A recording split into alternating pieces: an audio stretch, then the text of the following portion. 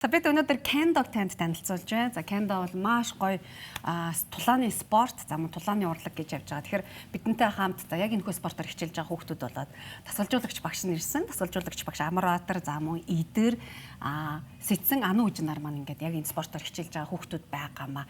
Бэлэн болцсон байна те хүүхдүүдийн маань хувьд бол гэхдээ одоо хуйгаа арай өмсөөг байх шиг байна. Тийм үү? Тий, одоо дуулга тэгээд бэлийг өмсгөж байна. За. Энэ дотроо заавал гэж альчуур зүүдэг юм байна те? Тий. Энэ альчуурыг нь болохоор тэнэгүй гэж нэрлэдэг.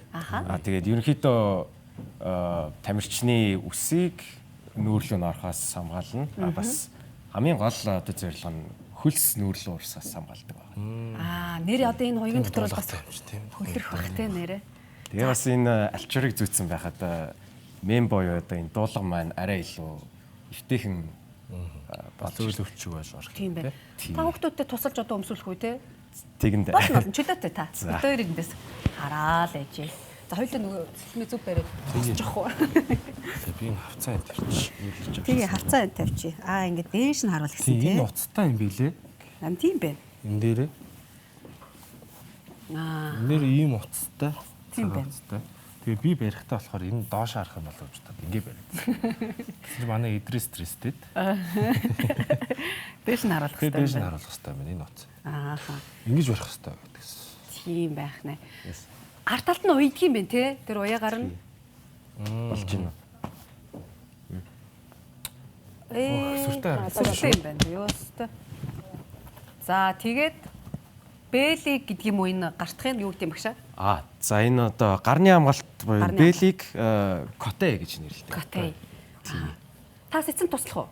Огтдынхаа сэцэн чадна. За Ану үжим яаж вэ? Тий, Ану үжим яаж болсон? Үзүүлбэр үзүүлэх тулалдах хоёр ондоо юу? Ерөнхийдөө одоо энэ үзүүлж гэж байгаа техникүүд маань яг тулааны техникүүд. Байгаа. Тэгээд яг энэ тулааны техникүүд маань тулааны явцад хэрэглэгдээд явдаг. Тэгээд энэ бүх одоо нарийн ширээний яг одоо тайлбарлаж өгч байна. За эхлэе. За.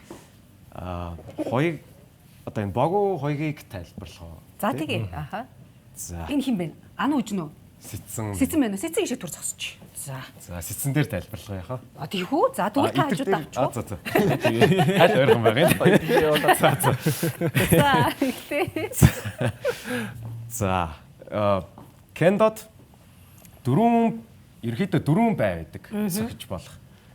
Тэд нарыг эхнээс нь ихсүүлээ тайлбарлах юм бол одоо толгоон хамгаалт буюу дуулга мен гэж байна.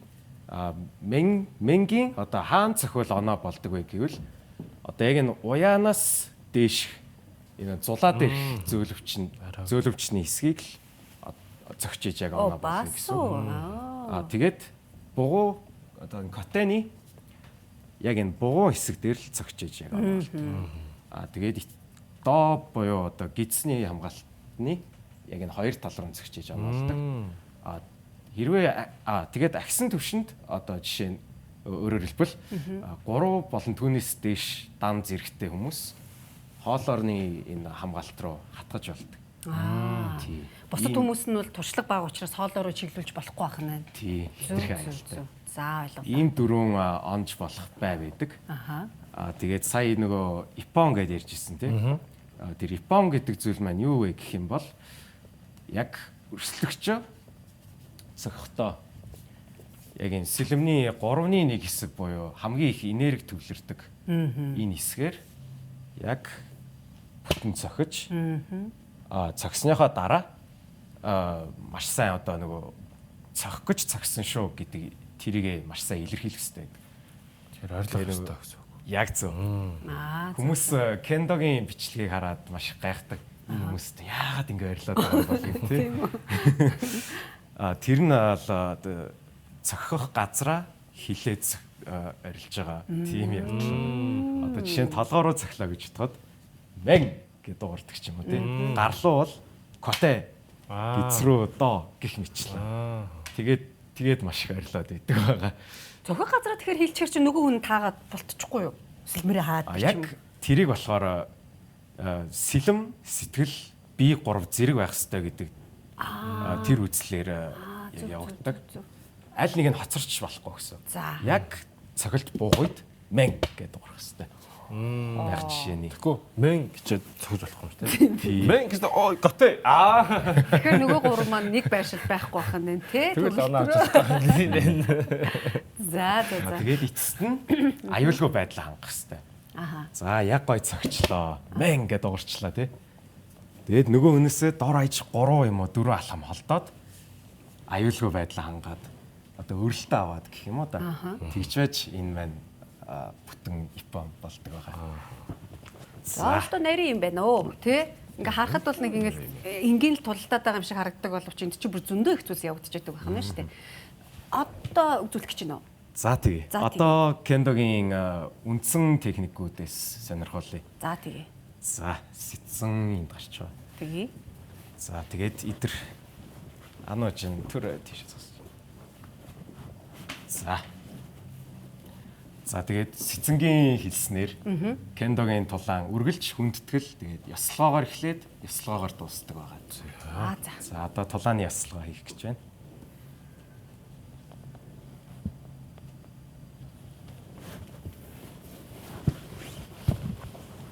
За одоо энэ суулт маань болохоор сонкё гэдэг нэртэй суулт байгаа. За. Сэлмээ суулцсан, өрсөлдөгч рүүгээ чиглүүлсэн. Аюулгүй байдлаа хангацсан ирнэ. Сууж одоо хүндэтгэл үзүүлж байгаа гэж ойлгож байна. За баслаа. За одоо саяны нөгөө тайлбарсан мен коте до гэх үндсэн байнуудыг хэрхэн яаж цохиж гүйцэтгэлтэй дуусгах вэ гэдгийг харуулъя. За тэгээ харъя. За байж байгаарэ. Камай. Яме. Камай. Мен томор. Хоёр удаа. Команда сонсооч. За. Манай тэмэрч жоо сандарсан байна. Өөр сая юу болж байгааг тайлбарлаад өгөөч. Бид За саяны арилалт маань амар гоё боломж гараад ирлээ. За саяны энэ одоо тулаан эхлэхээс өмнө гаргаж байгаа энэ арилалт маань арилтыг маань KI гэж нэрлэдэг. За энэ ямар зорилготой вэ гэхээр нэгт өөрийгөө зоригжуулах, хоёрт өрсөлдөгчөө айлгаж одоо балансыг алдагдуулах тийм зорилготой байгаа. Гэхдээ ингэж болох юм байна тий. Ер нь шууд ихэвчлэн тулаан эхлэх үед энэ KI боёо ашиглаж хийдэг. За үзэгчтэй битээ мен томор хоёр удаа. Хажимэ. Юу. За ингээд аюулгүй байдлаа хангаад дараагийн үйлдэл хийж байгаа гэсэн. Яме. Камай. За одоо бугуу боёо. Коте. За. Коте хоёр удаа. Хажимэ.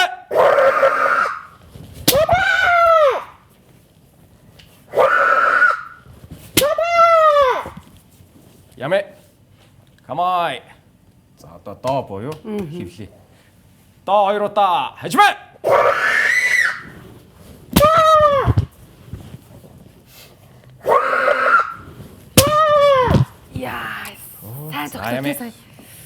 За ингээд үндсэн 3 техник маань байна. За одоо арай жоохон агсан төвшний техникүүдийг үзүүлье. Дан ганц мен гэдэг ч юм уу нэг цогцолтоор бол дуус албагүй. За. Нэг юмараа зангаад нөгөөх рүү нь ордог ч юм уу. Иймэрхүү бас техникүүд байдаг. За. За одоо хийх гэж байгаа засал маань болохоор эхлээд коте зөхиод дараа нь мен зөхиж байгаа. За харъя. Коте мен жижигээр яасан. Өөч яме. Яасан бэ? Зүгээр үү те? Окей. Коте тэгээд нэг үстэй. За, камай. Коте мен жижигээр ажмэ.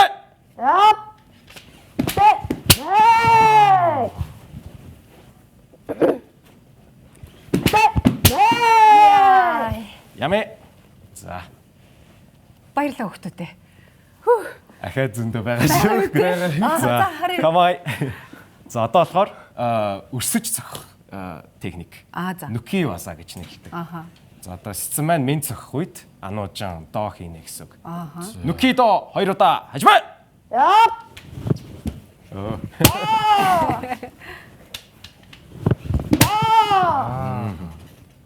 Яме.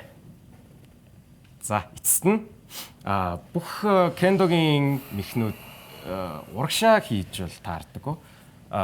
Зарим тохиолдолд одоо тулааны явцад ингэж тулах магадлал байдаг. Энэ үед хийдэг техникүүдээс маш хурдан сонирхолтой. За тэгье. За. За анууж хийнэ. Мен хики коте, мен хики до, мен. Ажмаа. Яа.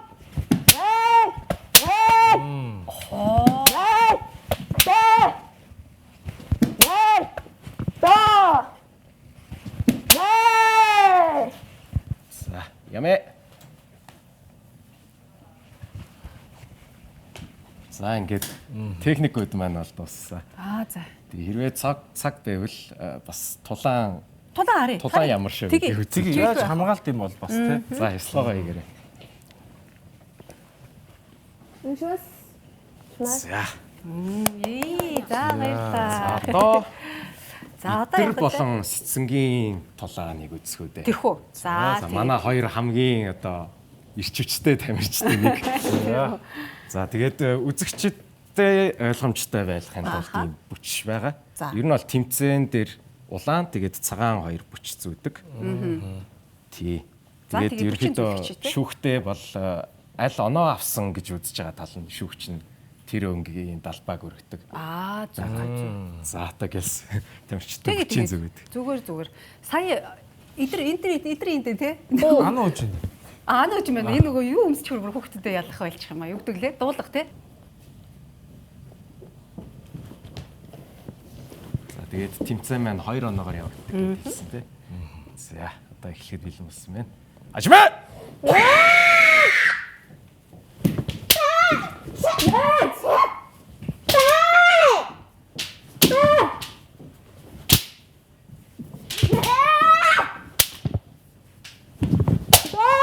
Дори.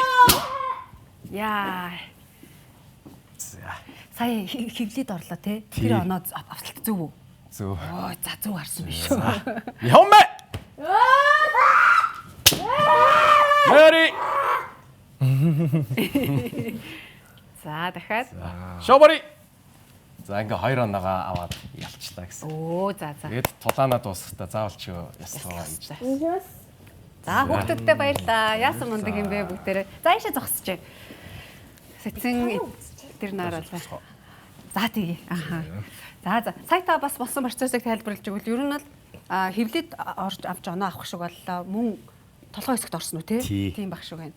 Тайлбарлаад өгөөч. Тэгээд яг яаж оноо болсон бэ гэвэл сая нөгөө Ануужингийн маань үзүүлсэн Нүкидо буюу өрсөж цохих.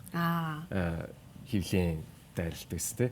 Яг идэр цохих үед нь тэр боломжийг ашиглаад цогсон учраас ингээд яг Япон болчихж байгаа. Тэгээд төгсөлд нь заншин буюу аюулгүй байдал хангасан.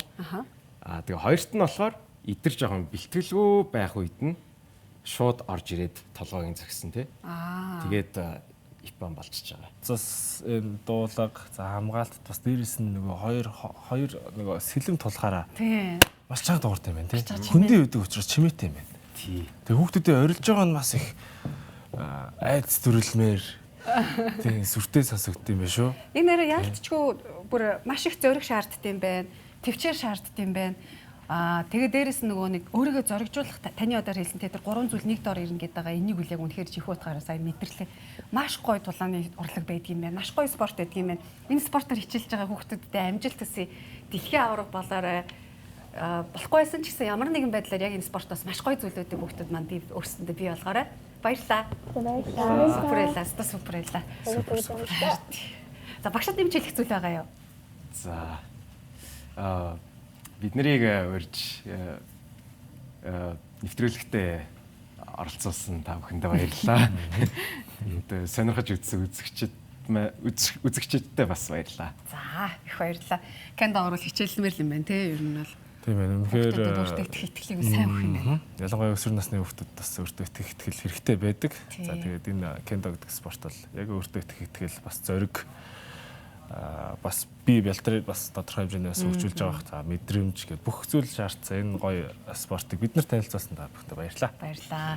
Ялагдана гэдэг мэдрэмжийг зэрэг авч сурах нь хэцүүтэй. Тэгэхээр үүнийг яг мэдэрч сурах нь гэдэг спортын хамгийн гоё давуу тал байгаа юм л да. Тэгэхээр яг тулааны спорт өөрөө маш том хүмүүжлийг бас бий болгоод юм байлээ. Тэгээ их гоё философитой явж байгаа. Тэр зүмээ бүр Японоос гаралтай эртний энэ спорт, урлагийн тулааны спортыг та бүхэнд бид танилцууллаа.